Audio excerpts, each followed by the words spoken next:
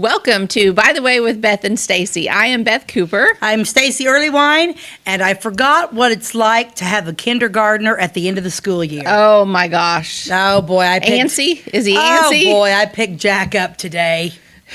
Oh my gosh, Beth. So I'm not sure, but anyway, I picked up Jack this morning to take him to school. I pick him up on Tuesdays. Sometimes I pick him up on Mondays sometimes if Pawpaw don't get to him first. Tuesdays are my definite day, right?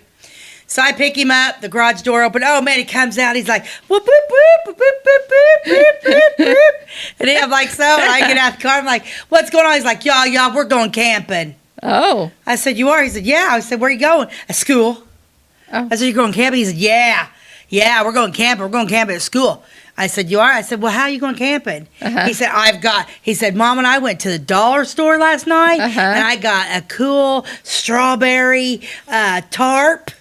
I said, tarp. And he said, yeah, like you put on a picnic table. And a tablecloth? I said, tablecloth. Okay. He said, yeah. I said, we're camping at school. Oh, okay. And so he said, I got all my strawberry stuff. And so we're going to make tents out of my tarp. And so then we're going to take naps. Oh. I said, you think you're going to take a nap? They're all too wound up. I don't think any naps are going to happen. I feel for those teachers. He was just but it was just like, then we're going to have a glow stick party. And he came out of that house. He was ready to go. I was thinking, man, it is on target to be a kindergarten student right now. Yeah. I have a feeling with a junior high and a high school, it's not quite as fun. Not quite as fun. In fact, like my high schooler and my junior high are very annoyed, I think, that they still have to go even though they're not doing anything in classes.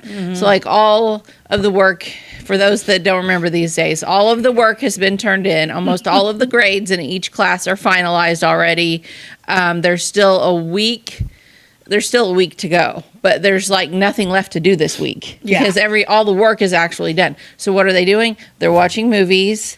They have coloring sheets. These are junior high and high schoolers. Why do they keep going? I don't know. Why can't they just stay home? Like, they are so bored. They're like, oh my gosh, another day. Like, this is going to take forever because they're not doing anything. They are not doing a darn thing. See, I guess I don't understand why we keep going. I know we have those stuff. Because it's a law. If everything, that's dumb. We were talking about Either this. Either way, the state's giving the money. Why are you bored? Who cares? If everything's in, the grades are in, everybody passed, why not just let them out? I know. Here's what we were talking about. They're not in jail. Yeah, well, they are. Well, they let criminals out before I don't get it. I was talking to Silas on the way to school this morning, and we were talking about, okay, so right now they have to go to school a certain number of days. But what if the school year was based on a certain number of assignments? And then once you got that much work done, you were done. If you're an overachiever and you're done in March, see you in September. If you're lazy and you're a procrastinator, good luck getting it done by May. I'm digging that. And if you're in any type of sport or whatever, you stay into that sport. Yeah. I don't know. That was just our idea. That works for me. Works for me too, but I'm sure there's a million reasons why it wouldn't actually work in the real world. And all the educators are watching the screaming at the screen because of XYZ. But for me, I just don't see it. Well, if the case like now, like you're saying, it's done, it's done. Yeah. So when is the last day of school? I think it's the 28th. But well, wait a minute. Wait a minute. Memorial Day's what, Monday? But that's only what, the 25th? Yeah, I think so. And Tuesday, Wednesday. So you're going all the way till next Thursday? Yeah, but like at the high school, those days are like makeup final days. So if you missed one of your finals, which are later this week, finals start on Wednesday, Thursday, Friday, the 21st, 22nd, 23rd, I think. Okay, so if you miss one of those finals, then you can come next week and take the final on a makeup day. But if you didn't miss any of your finals... So your kids are done then this week? Well, off the record, yes. Okay, good. So they didn't miss any... They're done. Friday will be their last day, hopefully. I think. I don't know. Well, Jack told me this was his last week, so apparently he thinks he's done. I've also been told they don't take attendance next week. Oh, well. But I don't know if that's true, and I don't know if I'm supposed to say that on air. Well, who cares? But because there might be somebody that's like, oh, I'm going to check into that. Well, okay, check into it and see what happens. Jack said this is the last week, and all he knows is he's going camping. Okay. And taking a tent. I'm glad he's having fun with the end of the school year stuff. That is good. He is. He was. Oh my goodness, I never seen him so happy. I'm ready for my kids to be out. I'm ready for just. Well, I've just never Not seen re- him go 2 weeks after graduation. I know. A week, yeah. I mean, I remember that. You know, the seniors are out, they graduate. You go an extra week, and then you're done. It does seem like it's a little bit longer. It just seems like the longest school year ever. And my It kids does, because need the I break. feel like we start I feel like we start earlier and earlier and earlier. I know. Yeah. And I don't feel like we get more days off than we used to. I don't think so either. But anyway, so it is what it is, and it, you know. Yep. Farming finally is going around. Yeah, Jeez. but what a year for the farmers. Yeah, that's There's fun. more rain, too, today and know tomorrow, it. so that might hamper it even more. But, wow. Well, they're out in groves going and going. And today I was like, of course, I think in Flora, today, is it yesterday and today, like where you can put all your junk out? Yes, cleanup days. Cleanup days. So I went to get Jack this morning. I'm going down Emory Street. That's where the elementary school's at. 7:45. Junkers on that road. They're picking up all that junk right there. So literally halfway down Emory, the trash truck. And I'm like, really? At 7:45 at the elementary school? Yeah. Traffic stopped. Makes me want to yank that driver out of the Like, car and pound who him made in the the head.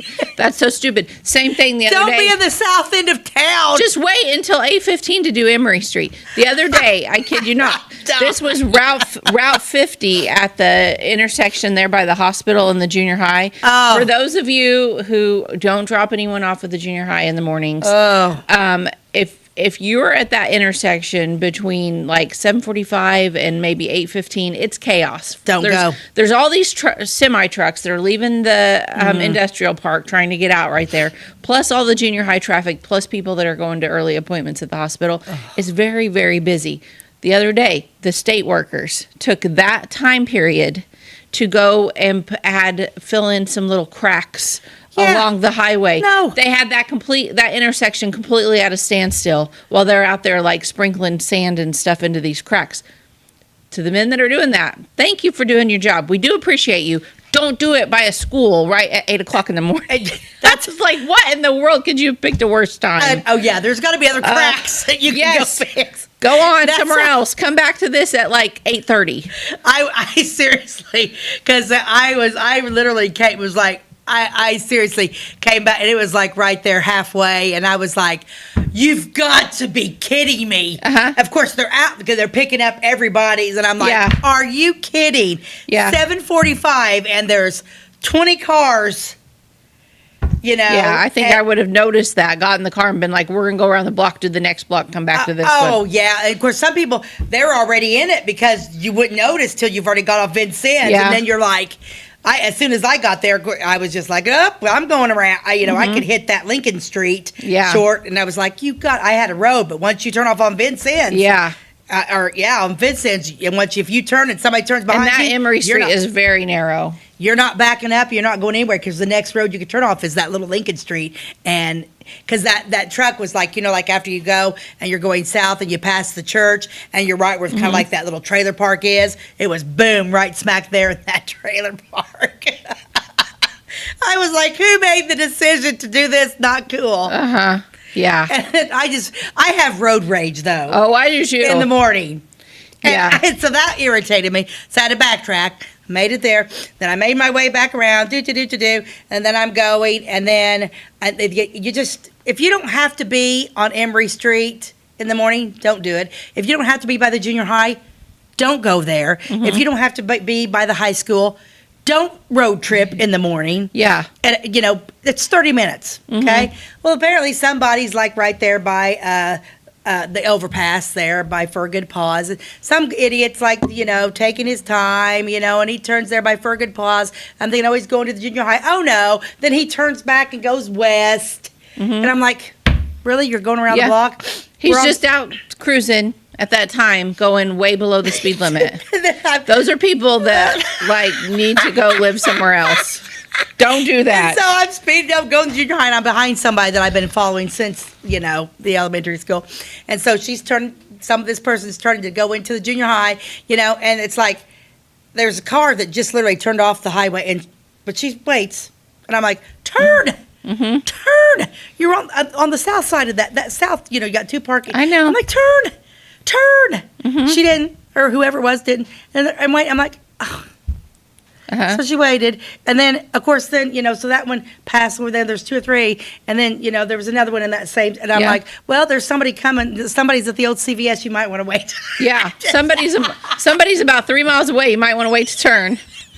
Don't worry about us back here waiting on you. We got all day to wait on you to turn. I'm like, my road rage is getting. Oh, mine's terrible. Mine's terrible. Mine's terrible all the time, but really, especially in the mornings at school drop off. There's so many people that drive so slow, so slow. And I'm, because I'm in the places to go, people. Monday and Tuesday, I'm in the drop-off lane. Okay, here's my other thing, because it's like I'll go around to take, the kindergarten thing I used to. But now Jack doesn't want me to park and walk. He wants me to pull in that lane. Okay, here's the car. You get up so as many cars can get in there. Yeah. You're not going to ram somebody. Get up as close. Oh no. Oh yeah, they space out like 3 or 4 car lengths. What? So for those that don't know, at the grade school, the drop-off, there's cones that are set out. And as long as you're between these 2 cones, you can let your child off to walk in the front door of the school. Well, the problem is that people will pull up and they won't go all the way up to the cone.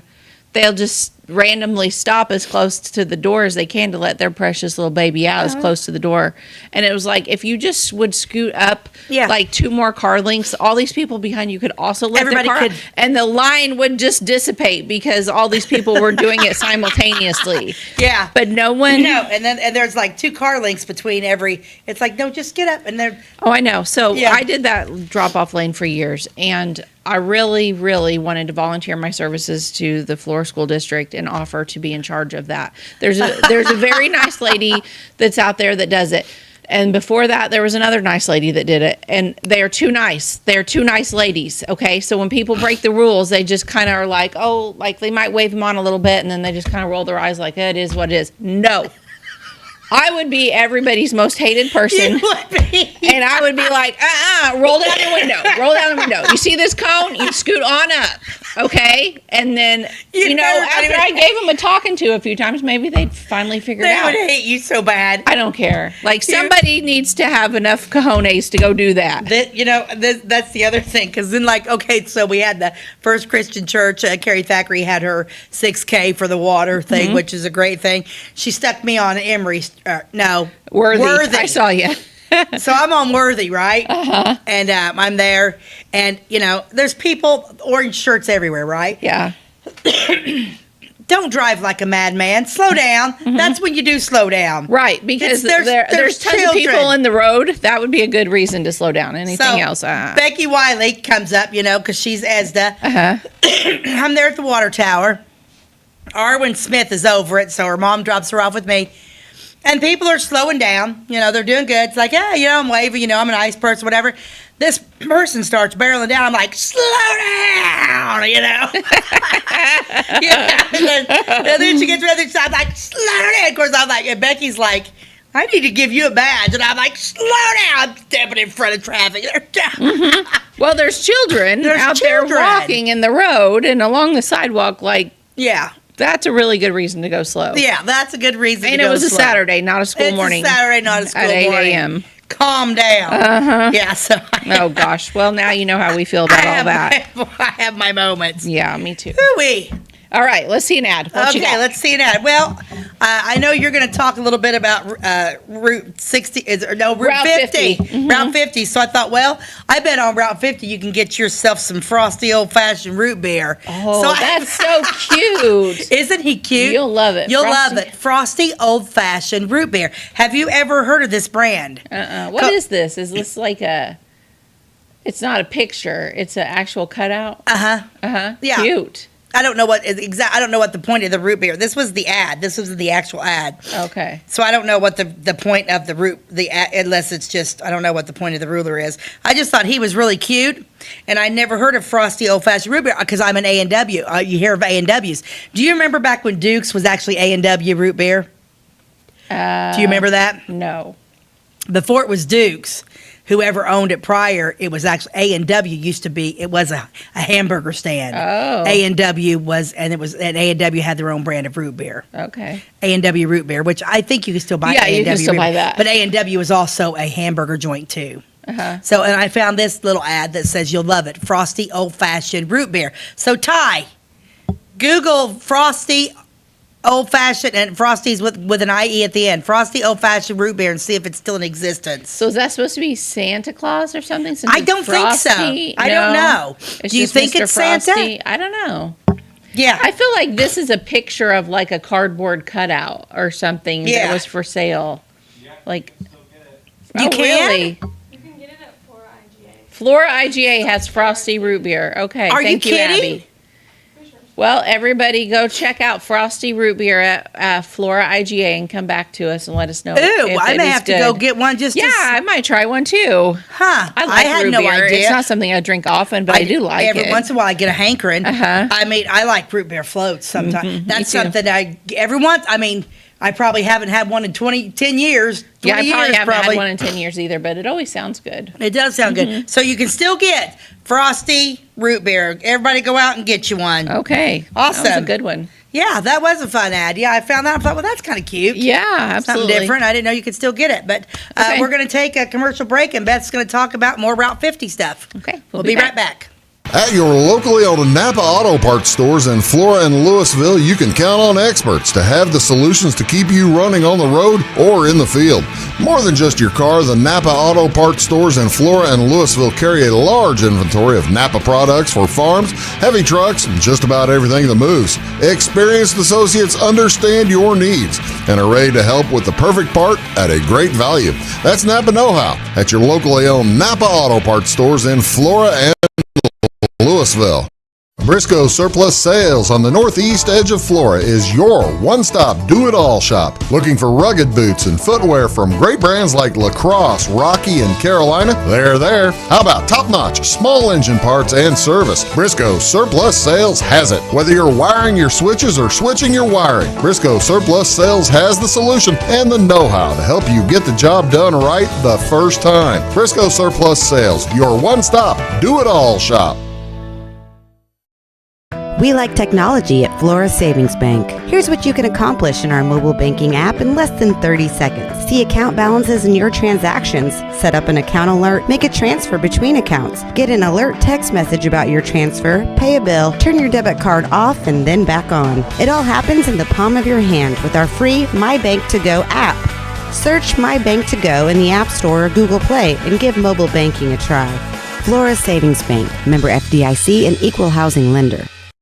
Okay, welcome back to By the Way with Beth and Stacey, and today I'm going to continue my little discussion on US Route 50. So last week was part one. If you haven't watched it, it is on YouTube. You can go find it, part one of US Route 50. So US Route 50 goes right through the middle of Clay County, right by Flora. Our town was kind of built around it. It originally ran right through the middle of town, and then they moved it a little bit north of town over the years. But this highway is 3,000 miles long, and it starts off in Ocean City, Maryland, and it goes all the way to Sacramento, California.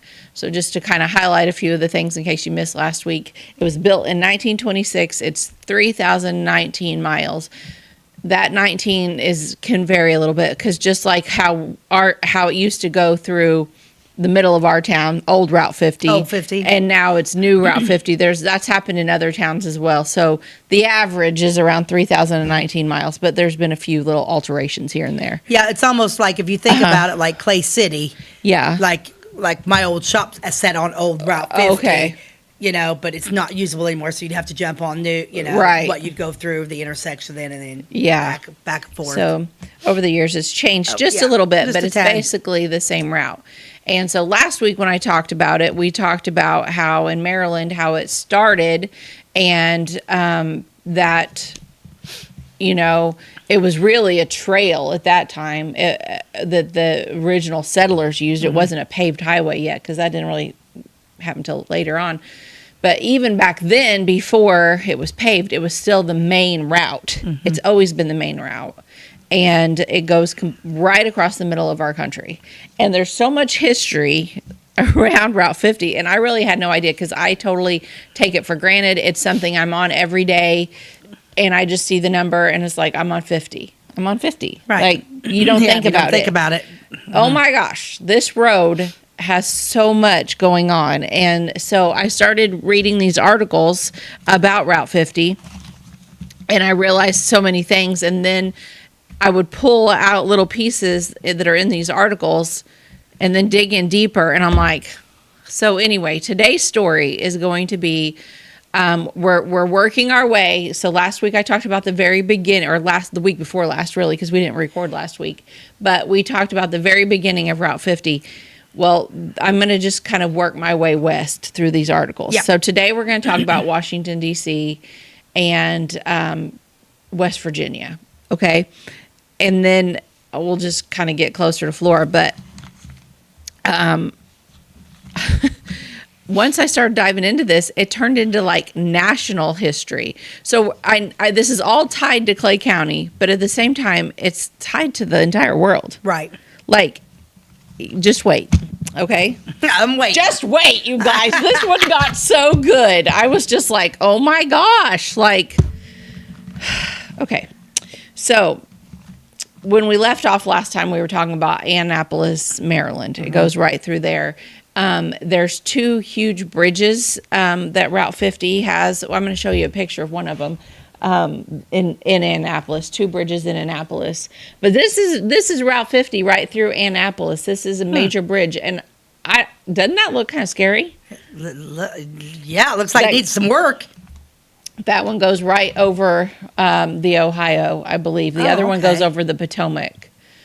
But anyway, I just thought that was kind of a little bit of a scary bridge. So thought I would show that. Okay, so after you leave Maryland, you go into the District of Columbia, Washington, D.C., and then you kind of go back into Maryland and then back into D.C. It's kind of one of those areas where it's like hit and miss. Yeah, D.C.'s always been a little bit of a mystery. You know what I mean? It's kind of a different... Yeah. So US 50, as it goes through Washington, D.C., in the city, it's named Constitution Avenue. So for those of you that have been to Washington, D.C., you have been on Route 50 while you're there, because this is a main road that takes you right to everything that you want to see while you're in D.C. It's a boulevard between the Capitol and the Lincoln Memorial. It passes the Ellipse south of the White House. It passes the Washington Monument. It passes the Smithsonian Museums, and it passes the Vietnam Memorial. Route 50 does. Route 50 does. I did not know the that. Same exact road that you and I are Travel on every day. I did not know that. Yeah. Yeah, it's kind of surprising, and people there that live there don't even really realize that I could take this same road and end up in Sacramento, California if you never got off of that road. Let's see. This article has some stuff in it that's not super important to the story, but so US 50 has had different routes and they've kind of, done road construction, moved it. But in the east, it enters over a 27-mile expressway from Annapolis called the Capitol Corridor. And it goes right through the middle of DC. This talks about Annapolis a little bit more. Winchester, Virginia is the other anchor on the other side. So it's like Annapolis, Washington alignment. And it sits in the foothills of Virginia. It goes all through this Winchester town. Lots of history. Okay. So there's also a bunch of rugged stretches where it is like completely mountains when you get into West Virginia. Okay, so you're leaving Washington and you get out of DC and you go into West Virginia, Mountain Mama, you know? Yeah. And it's like these huge 9% grades to go up the Allegheny Mountains, 9% grade. So like even when you're in the Rockies in Colorado, it's a 6% grade. Have you ever driven through West Virginia? I have not. Apparently it is steep as all get out. I've been to West Virginia one time years ago when I was young, and I don't remember it. Yeah, I've never been there. I was probably 10. Oh, after I get to this next part, you and I are going to want to hit a road trip there. Okay? So you're going through West Virginia on Route 50, 9% grades. They continue for about 40 miles east of Clarksburg, West Virginia, and that is where US 50 enters the Allegheny Plateau. And here the hills gradually become lower and the road straighter. It's not a flat land. There's still a lot of hills and knolls and hollows, but it's not the real sharp ridges of the mountains that you just drove through. It says George Washington was the father of US 50 in West Virginia. In 1784, George Washington suggested a wagon road following some old buffalo and Indian trails in the area to connect Virginia to the west. And at that time, West Virginia was still part of Virginia. And basically, the route he recommended is exactly where US Route 50 is. Huh. So he recommended that to go through there. I hope that's a trivia question someday. It would be a good one. So although the Virginia Assembly authorized the building of Route 50 through there, it didn't really, and that happened in 1786, they didn't really begin to really truly build it in earnest until 1831. Okay. And that's when the road finally reached Parkersburg. And there was a brisk period of activity, but the Baltimore and Ohio Railroad followed the same route. Does that ring a bell? That's the same railroad that went through Florida, the B&O Railroad. So it started out in West Virginia too, and that same route that the B&O with the Route 50 is basically parallel to that B&O Railroad. Let's see. I have to stop you and take a commercial. Okay. I got involved in the story. And sorry. Good. Okay. Well, then this will be a good break because the good part is going to be right after this. Yeah, I got to stop break. you. And we got to take a break. Okay. I got to listen. You got into it. Okay. We'll be back. We'll be back. If you're looking for a loan for your brand new home, call Clay County State Bank. If you want to transfer money so your future will look sunny, call Clay County State Bank. We got checking and savings and bill pay too. An online bank, just ask our crew. For all your banking needs, we think you will agree. Clay County State Bank is the place you need to be. Clay County State Bank. Tomorrow. Some fear the uncertainty it brings. Some trust the promise it holds. At Grinnell Mutual, we are always looking forward to tomorrow, growing and innovating. So even if the plans you have for the future aren't the same as the plans that the future holds for you, you can be ready. Because we'll be ready, like we have been for over 100 years. Trust in that. Trust in tomorrow. Talk to your mutual agent today. Your local agent is on the square. Louisville, Clay County Farmers Mutual Insurance. At Clay City Banking Company, we're all on the same team, regardless of zip code. At home, work, school, or across the country, you can be part of our team with our cutting-edge mobile banking products. From your hand, you can check balances, transfer money, make deposits, and pay bills. Looking for a loan? We've got you covered with our mortgage, agriculture, commercial, and consumer loans. Join our team today. Clay City, Flora, Louisville, and Fairfield Banking Companies. We're the hometown banks, member FDIC, and equal housing lender.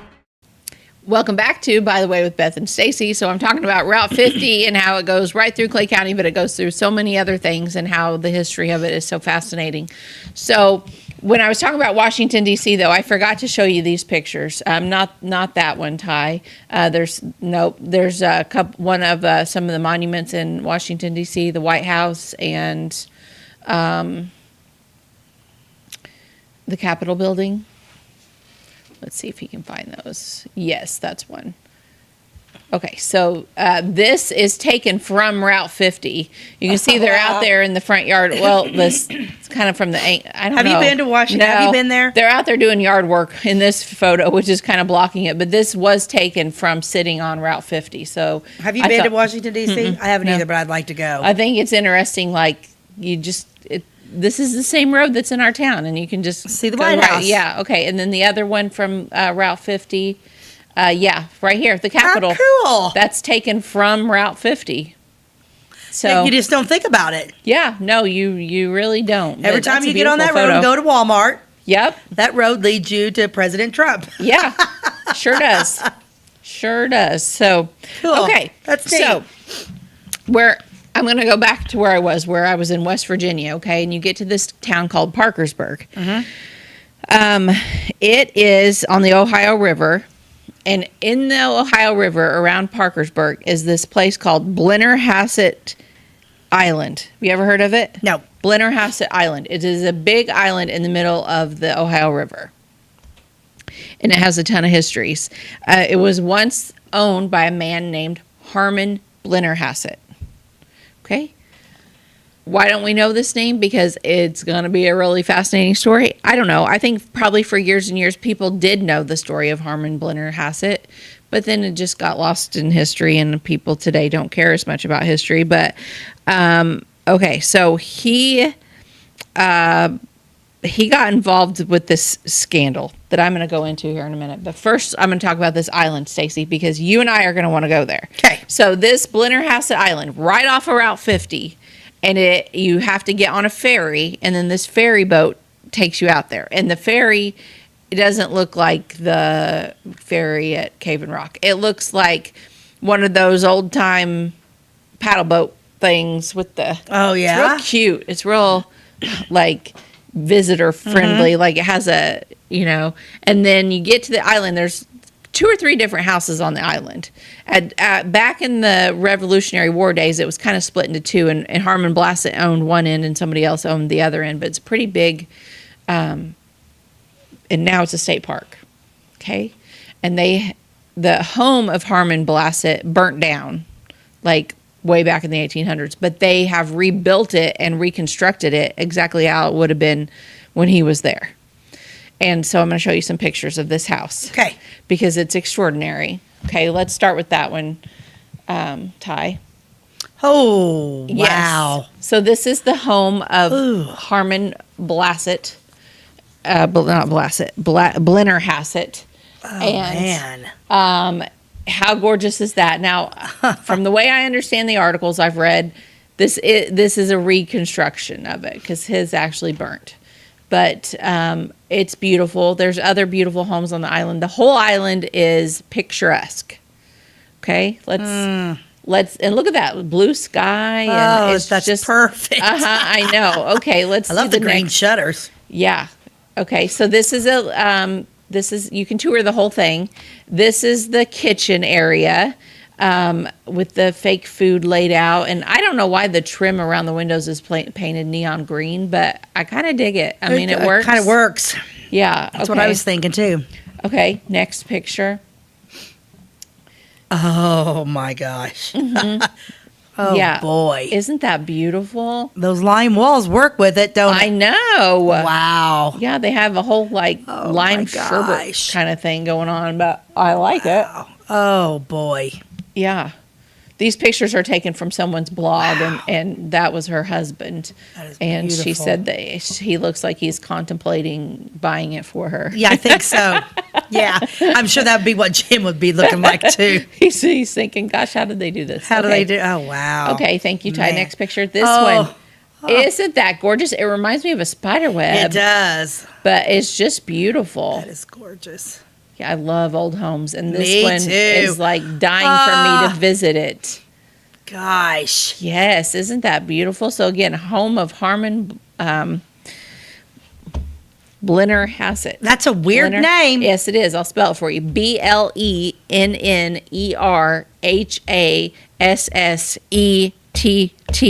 Whew. I like the double Blenner has it. consonants. Okay. Look at that fireplace. Cool. So cute. all the pots and pans cool. and plates, and they got some apples down there, and I don't know what all, but Wow. yeah, very cute. Is that all of the? Wow. Yeah, okay. So Ooh, that staircase. I know. So that's the home of Harmon Blennerhassett. Now I have a picture of Harmon Blennerhassett. Let's see if Ty, throw one up there, and I'll tell you if it's him or not. I know I sent Ty a bunch of different pictures. Yeah, that go back. That's I think that's him. Go to the other ones and let me see. Not that one. I know who that is. Okay, so that one must be him. Yeah, this is Look at him. Harmon Blennerhassett. Okay. And what did he do? Well, I am getting ready to tell you. Okay. He was involved in the failed conspiracy of Aaron Burr to form an empire in the West. He ended up losing everything and had to move to England. Okay, so Aaron Burr. Let's talk about Aaron Burr, sir. Now, all of you that have seen the movie Hamilton or the musical Hamilton that know name the story is very of familiar. Aaron Burr. Aaron Burr is who shot and killed Alexander Hamilton. Yes. Okay, one of our founding fathers. If you know a lot about Aaron Burr, like he was a smart guy, he was an attorney, he was involved in politics, he was the vice president of the United States with our third president, Thomas Jefferson. He was always wanted to be the founding father. He always wanted to be like number one, but he was always coming in like third or fourth. Yeah, he just couldn't make it. He never could quite make it, and I think it's because he really wasn't a very nice person. Don't think so. And you know, there might be people out there that are going to argue that with me. I lost my page here where I have a lot of the information on this story, but it's bad when you lose your page. Yep. Okay. So,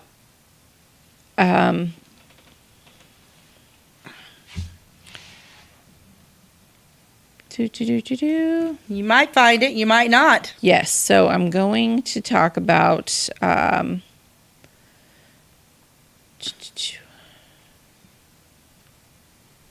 Burr. Yep. Okay. So here we go. He was the third vice president of the United States from 1801 to 1805 with Thomas Jefferson's first term. But then Thomas had an election. Back then, when you were president, you didn't just pick your running mate and they were automatically your vice president. They also were voted in. Right. And I think at some point, I'm not positive on this, but like you could have been one party president and have a different party vice president. I believe that's okay. the case. So Thomas Jefferson served 2 terms, but Aaron Burr only served 1. Right. He did not get reelected. And I have a picture of Aaron Burr. Let's look at that one. That is Aaron Burr. Oh, I see. Oh, I don't think I've ever seen a picture of him. He doesn't look like he does in the musical. In the musical.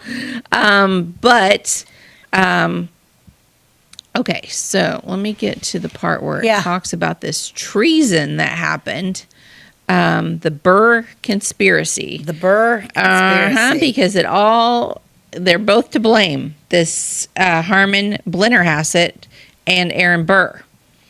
Okay, so Burr was accused of attempting to use his international connections and support from American planters, politicians, and United States Army officers to try to establish an independent country in the Southwest Territory, which is south of the Ohio River. It wasn't yet, but it would have been Kentucky, Tennessee, that whole area. So the United States was newly formed. I mean, they're only on their third president, Thomas Jefferson. Aaron Burr decides to try to use all of his contacts that he's made and take all this land away from the United States, start another war, and start his own dang country. Yeah. He was going to I mean, shout out to Lin-Manuel Miranda out there. Like, if you're wanting to do another musical on American history, man, do a follow-up to Hamilton and write one on Aaron Burr. Oh, because this dude's crazy. Like, it would make a great story. It is a great story. Like, after he killed Alexander Hamilton, okay, his story doesn't end. Like, he goes on and he starts doing a bunch of crazy stuff and is totally treasonous and is out to start his own country. Okay, so this was, the United States had just acquired the Louisiana Purchase in 1803.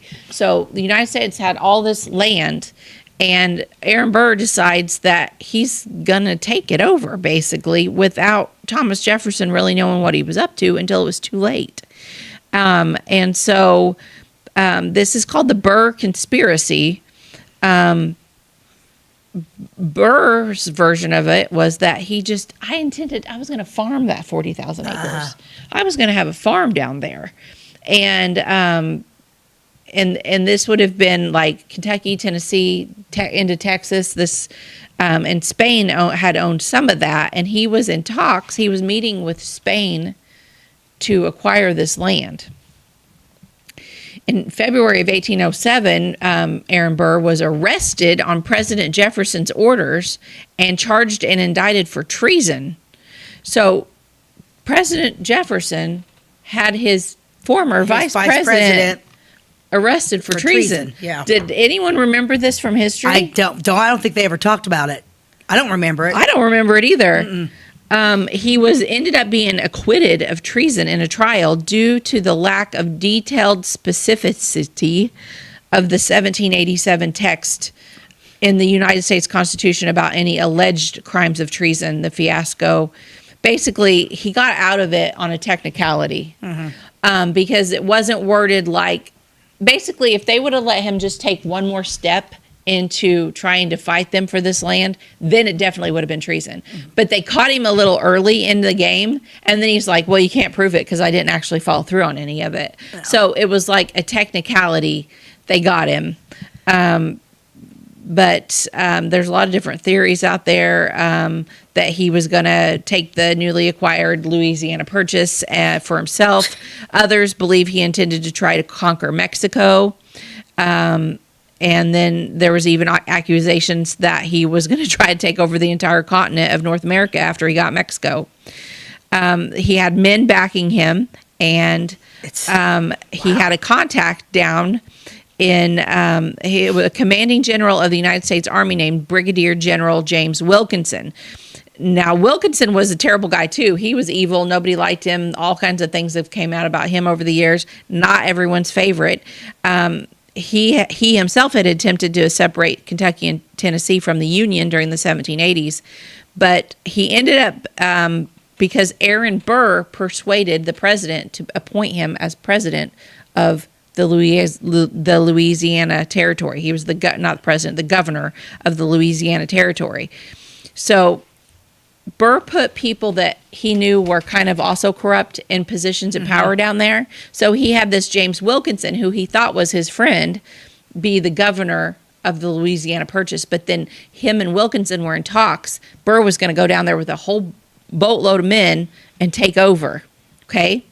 Well, what happened was that this guy, Wilkinson, ended up sending a letter to Thomas Jefferson and saying, hey, your boy Burr here, he's up to no good, and he's got a whole bunch of men, and he's coming down here to take over.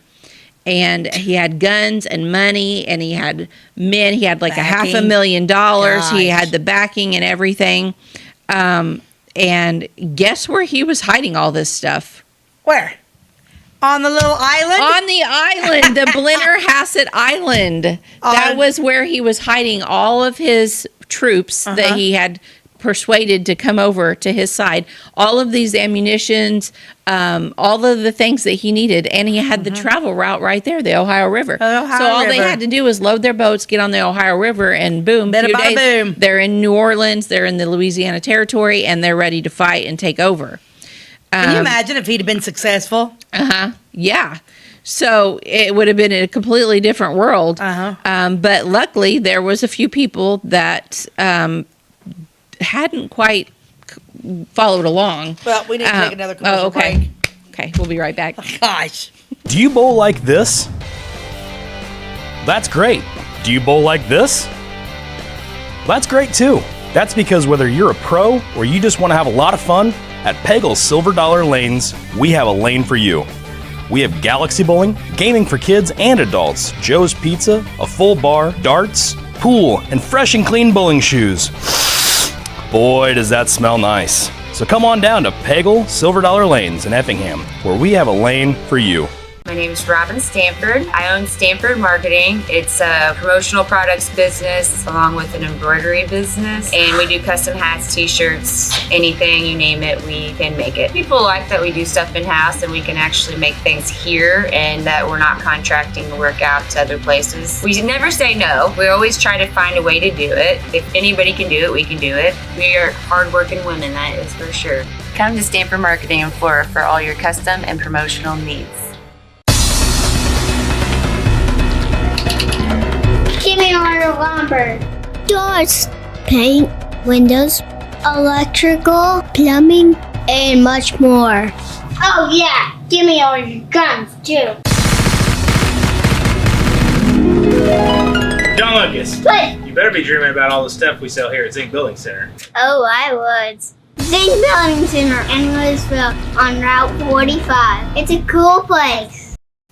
Welcome back to By the Way with Beth and Stacey. I'm talking today about Route 50 and how it goes through Florida, but it also has so much history all over. It goes right through the middle of the United States, and I came across this Blennerhassett Island that's on Route 50 and on the Ohio River, and somehow I got into this story about Aaron Burr that I had no idea about. And, you know, this Blennerhassett had money. He owned this island, and he had tons of money, and he was backing Burr with substantial financial support. They even went to London and they were trying to get London on their side. London was like, I don't think we're interested in any of this. He had Catholic bishops on his side. He was a smooth talker, and he was trying to raise a Western army to form a separate governor. He wrote to Spanish diplomats. You can find like an actual paper trail now about what some of his plans were. He told the Prime Minister of Spain that it wasn't just Western secession, that he wasn't just trying to secede, but he was planning to capture Washington, D.C. too. Oh. Okay. Why not? Why not? And then the guy in Spain, the Spanish diplomat, gave Burr a few $1,000s and said, yeah, go ahead. Here's some money. Go for it. But anyway, all of the stores, all of their supplies, their boats, their men, everything was stored on that island. But then, dun dun dun dun, there was a man in Kentucky that also wrote to Jefferson and said, "Hey, Aaron Burr's up to no good. He's planning a rebellion." That's when he was arrested. But there was a letter. The actual text of this, I'm going to read some of it. It's kind of a long letter. This was the evidence that was used in his trial. To me, it's cut and dry and like throw the guy in jail. Right. Like he was trying to take over the world. What's that cartoon character that's always trying to Pinky and the Brain? Pinky and the Brain. Yeah, like this Aaron Burr. Okay. What's Pinky? It says, this is his actual writing. I have obtained funds and have actually commenced the enterprise. Detachments from different points under different pretenses will rendezvous on the Ohio 1st November. Everything internal and external favors views. Protection of England is secured. Somebody went to Jamaica to arrange with the admiral on that station. We will meet up on the Mississippi. Everything, he's laying out everything. It says Wilkinson, that's the guy that told on him, but he didn't think would. Wilkinson shall dictate the rank and promotion of his officers. Burr will proceed westward 1st of August, never to return. With him go his daughter, Theodosia, if anybody's watched Hamilton. That was her real name, too, in real life. His daughter's going to go with him. Her husband will follow in October with a corps of worthies. Send forthwith an intelligent and confidential friend with whom Burr may confer. He shall return immediately with further interesting details. This is essential to concert and harmony of the movement. Send a list of all persons known to Wilkinson west of the mountains who could be useful, with a note lining out their characters. By your messenger, send me 4 or 5 of the commissions of your officers. It's a long letter, but he's saying exactly what he needs, who's going with him, who's in charge, who's second in command. He basically has his new country, all the powers laid out in this letter. And this was put in as the proof at the trial, and he still got off the hook on a technicality. But yeah, he talks about how many men he has, and this is all in his own words. How the money works, he talks about that. The people of the country to which we are going are prepared to receive us. Their agents now with Burr say they will protect their religion and we will not subject them to a foreign power, and that in 3 weeks all of this will be settled. The gods invite to glory and fortune. It remains to be seen whether we deserve the boon. Yeah. But yeah, he is something else. Crazy. But that Wilkinson, so all of this was written in code. So this is what I just read has been translated from the code, but it was all written in code. But whenever Wilkinson turned it into the court to be read at the trial, he edited it so that his name was withdrawn from all of it, and so that he looked like an innocent bystander. Yeah. But he wasn't. He was in it all until at the end where he was like, I don't think it's going to work. I'm out. I'm telling on him. Yeah. Make me look like the good guy. That's the kind of guy Wilkinson was. Later, as all of the code was understood and everything, the letter I just read to you was like the real one.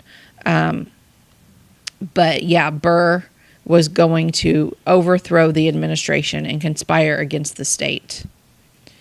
But anyway, so he had to get out of there. He actually tried to escape, and he took off down the river with Blennerhassett and an army of men. And there was a bounty out for Aaron Burr's capture, and they finally surrendered out in the middle of the woods in Bayou Pierre in Louisiana.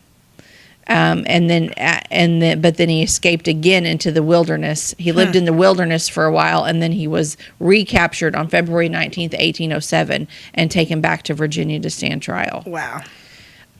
So that's just a crazy story, and it all stems back to Blennerhassett and his money and his island. And now I really want to go to that island.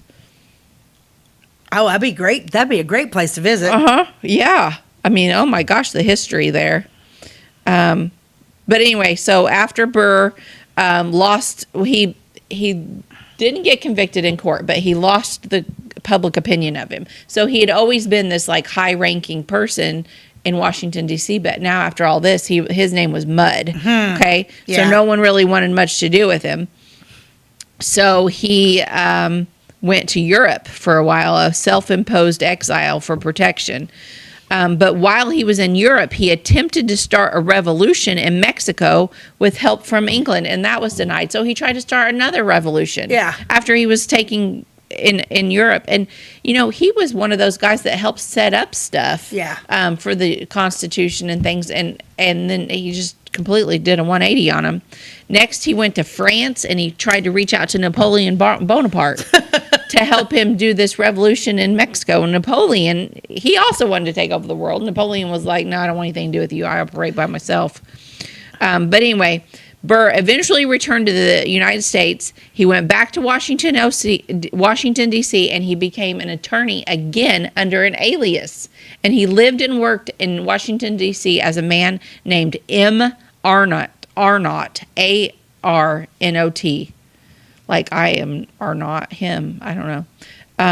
But yeah, he resumed his law practice, and he did that until his death in 1836. I am surprised that there's not more on him.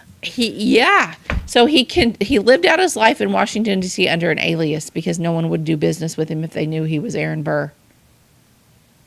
Isn't that just the craziest thing? So anyway, that was kind of a rabbit hole, which started with Route 50 and ended with Aaron Burr. But isn't it interesting, like how history works? Like this is Route 50 is tied to Clay County, and then you just start researching like what all it sees, and then you get into like national history. That's insane. It is insane. And this Blennerhassett, his attorney was Henry Clay, who Clay County's named after. Clay County's named after. So there's just this whole circle, a whole circle of history. And, you know, when you just start digging into local history, it can sometimes lead to national history. Henry Clay was with that guy, and that guy was tied to the craziest politician. Well, I'm not going to say that. No, there's been a lot of crazy politicians, but Aaron Burr was the OG, man. He was like the original bad guy. And you really don't hear traitor, there's treasonous. There's no movies about. I mean, I can't. No, why isn't there? This would make a great made-for-TV movie. But seriously, I hope Lin-Manuel Miranda, whom I love, is making another musical based on Aaron Burr, not Alexander Hamilton. It would be the perfect follow-up. It would be a good follow-up. Yeah, I'll help him write the lyrics. Okay, go ahead. Yeah, I'll send him an email. That's right. Send him an email. Yeah. Yeah. Oh, Henry Clay. Yes. That's something else. Isn't that just nuts? Yeah, but we do need to go to that island. Yeah, and you do too. If you're watching and you're looking for a good place to go to vacation, I suddenly want to go to West Virginia. Yeah, West Virginia looks beautiful. It's beautiful. It is. I'm afraid beautiful. I would get car sick. I would definitely have to wear one of those patches behind my ear for the entire trip. Yeah, at West Virginia. I was there. I was probably 12 or 11 or 12 when we spent time. We went with my Aunt Barb and my Uncle Don. It was me and Buffy and Natalie, and we went camping up there. Don had family up there. I remember it being beautiful. Mm-hmm. But yeah, it was a beautiful place to be. But yeah, geez, but I had no idea. Yeah. So if you were looking for a road trip, go to Blennerhassett Island, right off of Route 50. It's on the Ohio River. So yeah, and it's just Route 50. I think takes you right up to the ferry, and then you get on the ferry and off you go. It's a little bit of a ferry ride, and there you are. Yeah. And so it's just a tourist. Yeah, basically, it's just a state park. It's a state park, and nobody lives that. Nobody lives. I wonder if anybody lives. I don't know. There were a few other houses. I don't know if anyone lives on it full time. Interesting. Yeah. Okay, so we always end this show with something funny. So what do you have? Our little Bill Engvall thing. Okay. I don't know. I can't find my pen. I got to get some more pens. Oh shoot. We don't have any pens around here. I think I stopped right here. I'll see if I have a pen. I think I'm good. I think this yesterday or last week. It's been 2 weeks since we did it. Yeah, we took a week off last week, so we didn't record. Okay. I have a highlighter. Okay. I don't have a pen. I say okay. So did I do this one last week? I went to the doctor's office last week. I walked up to the desk, and the nurse asked, "Are you sick?" I said, "No, ma'am. I'm fine. I just came because I'm trying to catch something." Oh, you might have done that one. Did I do that one? I feel like I've heard it. I walked into a barber shop, and the barber asked, "Are you here to get a haircut?" Yeah. I said, "Nope. My hair has been bad, and I want you to threaten it." That one's pretty funny. Oh, let's see what this one is. I was looking through the humidor at the grocery store, picking out a couple of cigars, and a guy asked me, "Are you going to smoke those cigars?" I said, "Nope. I am going to plant them and see if more grow." Funny. He is funny. He is a funny guy. They are funny. For sure. So Bill Engvall, here's your sign. Yeah. Well, anyway, thanks for joining us. As always, you can catch us on Wabash TV, Catch 100. Yep, that's it. We are Monday through Friday at 11 a.m. and then again at 3 p.m. You can also find all of our episodes on our YouTube channel. Just type in Beth and Stacey and you will find our page. All of our videos are either under the tab that says videos or the one that says live. And that's how you can watch us. And you can also like and follow us on Facebook. But until next time, that's it. So thanks for joining us. God bless you and have a great day.